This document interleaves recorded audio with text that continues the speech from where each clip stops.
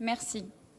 Monsieur le Président, chers collègues, ce budget primitif est conforme à la politique que vous avez engagée depuis plusieurs années maintenant et n'apporte aucune réelle nouveauté ni remise en cause.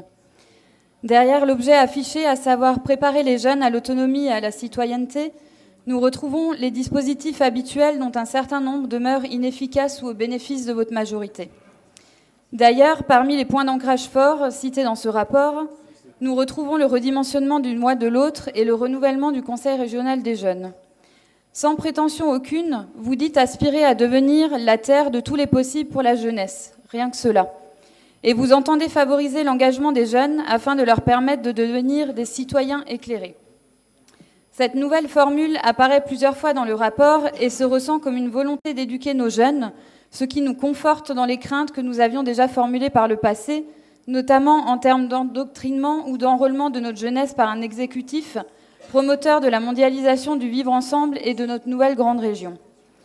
Les membres du Conseil régional des jeunes ne bénéficient plus d'un rôle pédagogique et de découverte grâce à des avantages considérables comme la possibilité de rendre des avis sur des rapports. Vous donnez à ces jeunes une forme d'importance qui a pour objectif de créer un lien fort entre vous, élus de la majorité, et la jeunesse du Grand Est. Les jeunes sont la meilleure cible à qui vous pouvez faire comprendre l'importance et l'utilité des grandes régions et même pour définir une identité grand-estienne artificielle. Élément qui passe plus difficilement chez leurs aînés pour qui l'identité de nos régions historiques n'est pas négociable. L'Alsace ne s'est d'ailleurs toujours pas remise de cette fusion forcée. Pour compléter ces dispositifs, vous avez créé Jeunesse, une application regroupant l'ensemble de la politique jeunesse du Grand Est qui verra son offre étoffée et renouvelée en 2020. Ce dispositif a aussi comme rôle de faire la promotion du Grand Est, entité abstraite auprès du grand public. La possibilité de faire gagner des lots estampillés Grand Est auprès de notre jeunesse constitue un moyen d'en faire une promotion accrue à un bémol près.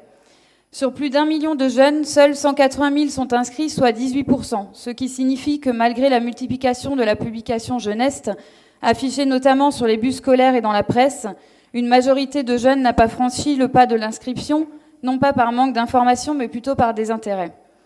Nous en venons ensuite au mois de l'autre, qui aborde parfois des sujets importants comme l'antisémitisme qui, en cette période, refait son apparition mais n'est pas traité objectivement.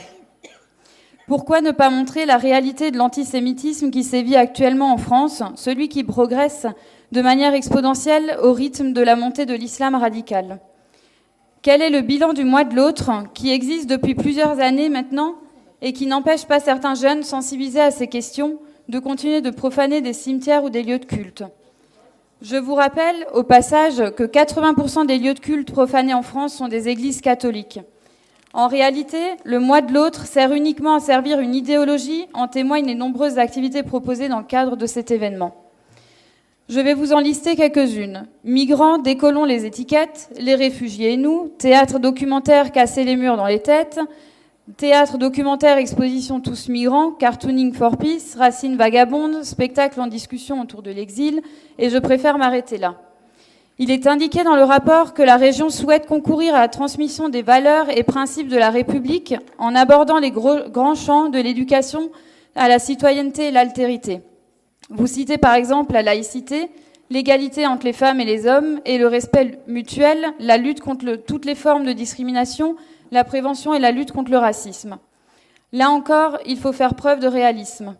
D'abord sur la laïcité. Qui aujourd'hui en France remet en cause la laïcité et tente d'imposer sa vision de la religion partout avec la généralisation du halal dans les cantines scolaires, les horaires séparés dans les piscines publiques, les aménagements horaires en période de jeûne. Ensuite, sur l'égalité homme-femme et le respect mutuel. Qui, dans certains quartiers, oblige les femmes à dissimuler leur visage derrière un bout de tissu et les relègue de l'espace public. Enfin, sur la prévention et la lutte contre le racisme, est-ce que la région sensibilise sur un des racismes qui a le plus progressé en quelques années, le racisme anti-français qui est par ailleurs démocratisé dans la musique ? Sortir de l'idéologie et revenir au réel est une absolue nécessité. Des slogans comme le vivre ensemble ne suffiront pas à changer les mentalités si des réalités sont cachées à la jeunesse d'aujourd'hui qui n'hésite plus à s'informer sur les réseaux sociaux. Ce n'est pas en optant pour une éducation aux médias orientée vers une idéologie tout aussi malsaine qu'elle doit être combattue, que la région arrivera à une prise de conscience de la jeunesse.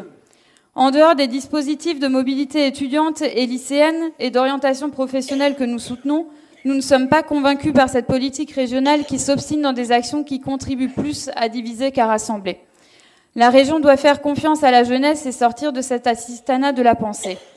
C'est pourquoi nous nous abstiendrons sur le dossier 2541 sur l'orientation et l'information sur les métiers en attendant d'avoir plus de résultats et de données chiffrées pour la plateforme Lorfolio. Et nous votons contre le dossier 2652 sur la préparation des jeunes à l'autonomie et à la citoyenneté. Merci.